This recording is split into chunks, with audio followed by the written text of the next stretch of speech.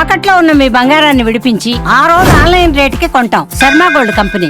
నమస్తే, welcome to Suman TV. నేను గిరిజ. ఇవాళ మనతో పాటు ప్రముఖ జ్యోతిష్య వాస్తు పండితులు బ్రహ్మశ్రీ మంతా సూర్యనారాయణ శర్మ గురువు గారు ఉన్నారు. వారితో మాట్లాడి ఈ నూతన సంవత్సరంలో ద్వాదశ రాశుల ఫలితాలు ఎలా ఉండబోతున్నాయో తెలుసుకునే ప్రయత్నం చేద్దాం. గురువు గారు నమస్కారం. నమస్కారం అమ్మా, శుభం యాదు. గురుగారు, ఈ 2025 ఆంగ్ల నూతన సంవత్సరంలో భాగంగా వృషభ రాశి వారికి ఏ విధంగా ఉండబోతుంది అంటారు? గ్రహ గమనం ప్రకారం గనక చూసుకుంటే ఒకసారి తెలియజేస్తారు? తప్పకుండానమ్మా. ఈ వృషభ రాశికి మనం మొదట అనుకున్నట్టుగానే 4 గ్రహాల యొక్క చేంజెస్ వస్తున్నాయి. కదలిక ఉంది. పెద్ద గ్రహాలు 4.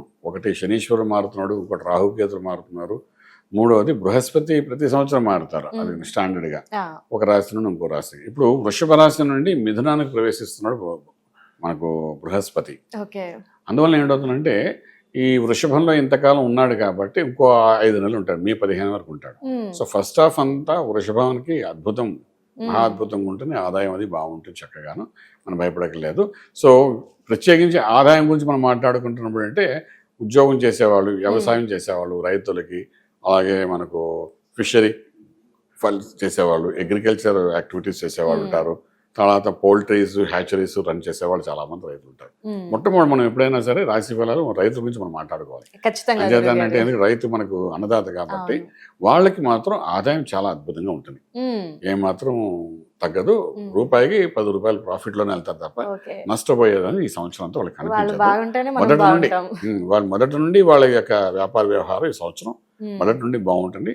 ఈసారి సంక్రాంతికి వరి చేను బాగా పండి వాళ్ళు చక్కటి పండగ 2 బాగా చేసుకుంటారని మనం విశేషంగా చెప్పచ్చు. మరి విద్యార్థులకి లేదంటే కాంపిటేటివ్ ఎగ్జామ్స్ రాసే స్టూడెంట్స్ కి విదేశీయానం ఎలా ఉండబోతుంది? విద్యార్థులకి గురుబలం ఉంది కాబట్టి కాంపిటేటివ్ ఎగ్జామ్స్ అనుకోండి మంచి మార్క్స్ తో పాస్ అవ్వడం జరుగుతుంది. పీజీ అనుకోండి, లేదంటే ఎంఎస్ వెళ్ళే వాళ్ళు అనుకోండి, లేదా గ్రూప్స్ ప్రిపేరేషన్ వాళ్ళు ఉంటారు, వీళ్ళందరికీ మంచి మార్క్స్ తో విద్యార్థి దశలో అది బాగానే ఉంటుంది.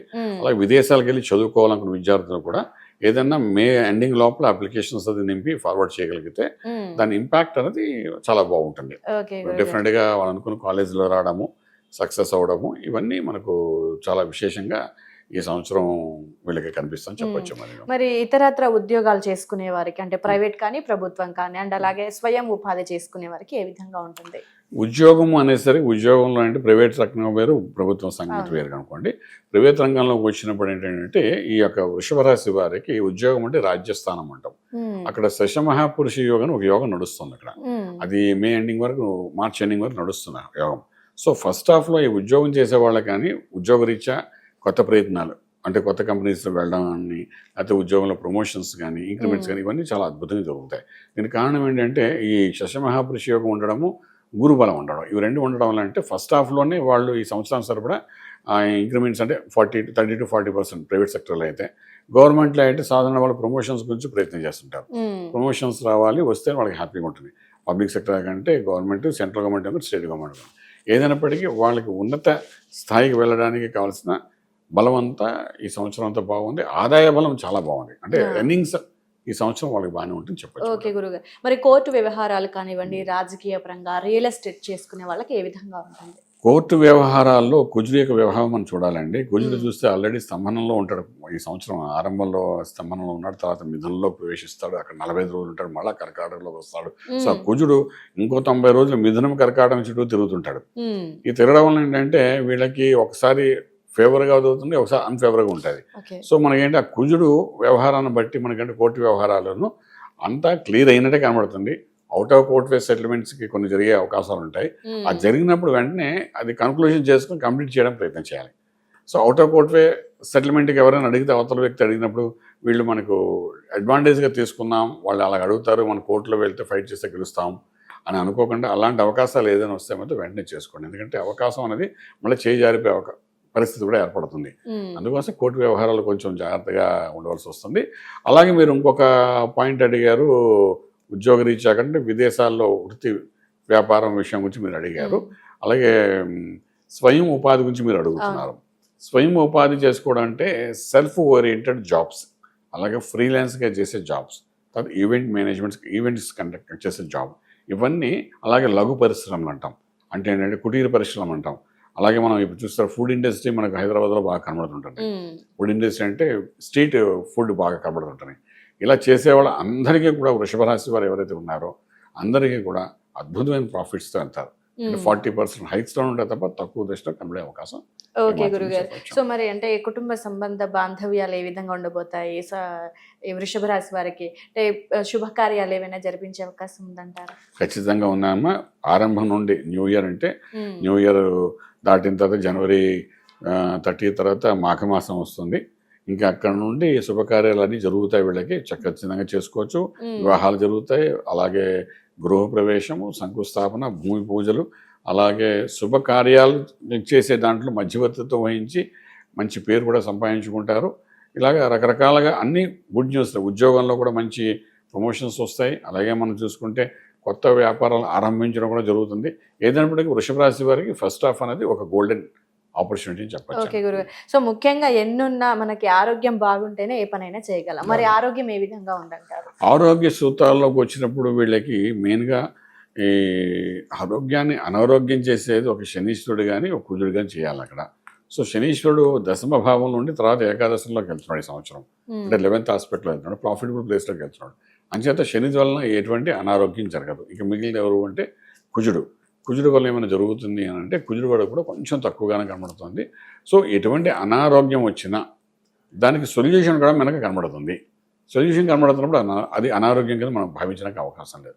ఫర్ ఎగ్జాంపుల్ మీరు జ్వరం వచ్చింది అనుకోండి, టాబ్లెట్ దొరికింది అనుకోండి, మన జ్వరాన్ని అనారోగ్యం అనలేదు, తగ్గిపోయింది కదా, వెంటనే ఒక రోజు తగ్గిపోతుంది. సో ఇటువంటి పరిస్థితి చూస్తామే తప్ప క్రానిక్ ఇష్యూస్ మాత్రం ఈ సంవత్సరం వాళ్ళకి ఎక్కువగా ఉండే అవకాశం అని చెప్పచ్చు. ఓకే గురుగారు. అయితే ఇప్పటి వరకు అంటే చేసిన రాశి ఫలాలు చెప్పే వాళ్ళు ఎంతసేపు ఆరోగ్యం, ఆదాయం, లేదంటే మిగతా ఉద్యోగాల విషయాలు అవన్నీ డిస్కస్ చేస్తాము. సో మొదటిసారి నేను మిమ్మల్ని అడుగుతున్నాను గురుగారు, ప్రేమ వ్యవహారం. సో లవ్ చేసుకునే వాళ్ళకి ఏ విధంగా ఉండబోతుంది అంటారు? సాధారణంగా మేము ఈ ప్రేమ వివాహాలకి కొంచెం వ్యతిరేకం అనుకోండి. ఇప్పుడు మీరు అడిగారు కూడా చెప్తుంది ఏంటంటే ఏదైనా వివాహం అన్న దానికి గురుబలం ఈ సంవత్సరం వెళ్ళుకుంది ఉంది. కాబట్టి ఒకవేళ లాంగ్ లాస్టింగ్ ఇష్యూస్ ఏమైనా ఉంటే, అంటే ఒక 3-4 సంవత్సరాల నుండి పెళ్లి చేసుకోవాలనుకుంటూ పెద్దవాళ్ళకి చెప్పి చేసుకోవాలి కానీ కుదరట్లేదు అనుకున్న వాళ్ళు ఈ సంవత్సరం మొదటి హాఫ్లో కానీ ప్రయత్నం చేస్తే పెద్దవాళ్ళ యొక్క అనుగ్రహం కూడా కలిగే అవకాశం ఉంటుంది. అనుగ్రహంతో వివాహం జరిగే అవకాశం ఉంటుంది. ఎందుకంటే ఇవన్నీ గురుబలం ఉన్నప్పుడే మనం ఎటువంటి ప్రయత్నం చేయాలి. అది కాకుండా ఇంకొక పాయింట్ కూడా ఇక్కడ ఉందండి. ఏంటంటే ఒక 30-35 ఇయర్స్ వచ్చినా సరే చాలామందికి పెళ్ళిళ్ళు జరగట్లేదు. వాళ్ళు మా దగ్గరికి వచ్చి చెప్తుంటారు, 30 ఏళ్ళు ఏంటండి పెళ్లి జరగలేదు, 32 వచ్చేయండి జరగలేదు అని చెప్తుంటారు. అలాంటి వాళ్ళు ఎవరైనా వృషభ రాశి వారు కానీ ఉంటే ఈ సంవత్సరం మొదటి ఆరంభంలో అంటే బిఫోర్ మే లోపల కొంచెం గట్టిగా అనుకుని దానికి సంబంధించి కొన్ని రెమెడీస్ కానీ చేసుకోగలిగితే మాత్రం డెఫినెట్గా వాళ్ళకి వివాహం జరిగిపోతుంది. ఓకే గురుగారు. ఓకే గురుగారు. సో ఓవరాల్ గా చూసుకుంటే ప్రయాణాలు ఏ విధంగా ఉండబోతున్నాయి, ఆర్థిక సంబంధాలు ఏ విధంగా ఉండబోతున్నాయి, అంటే డబ్బు పరంగా కానీ ఎలా ఉంటుంది ఓవరాల్ గా? ప్రయాణాలలో ఎటువంటి ఇబ్బంది లేదమ్మా. శుభవార్తలు వింటారు, యాక్సిడెంట్స్ ఇవేమి జరగవు. వీళ్ళకి సాధారణంగా మంచి ప్రయాణాలు జరుగుతాయి. ప్రతి ప్రయాణంలోనే ఒక ఆనందకరమైన శుభవార్త వింటారు, భయపడక్కర్లేదు. అది మోస్ట్ సక్సెస్ఫుల్గా మనం చెప్పచ్చు. అలాగే వాహనాలు నడిపేటప్పుడు కూడా పెద్ద యాక్సిడెంట్ జరగడాలు ఇలాంటివి ఉండవండి.